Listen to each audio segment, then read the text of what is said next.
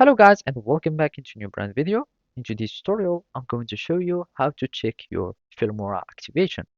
So make sure to watch the video to the end and follow these simple steps. So basically and simply, you will be needing to start like checking your profile if it was logged in first of all, and make sure that you have both successfully the plans. So basically here you can find your wondershare Filmora account.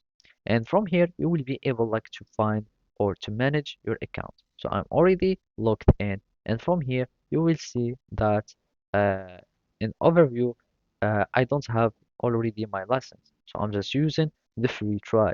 Already the first thing that you can try is to find this from here. Also you can find my sports etc. Doesn't really matter, but the overview will be start showing you your the overview of your plan. Also, you can just go and view my account and then it will take you to your account. So simply you can go to planning products and then you can manage your subscription. Another way to see if your Filmora is activated is by exporting.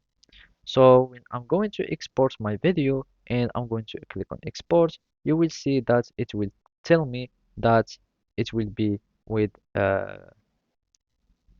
exported with the watermark, and here I will need to purchase. Otherwise, it won't never ask you that if you had your activated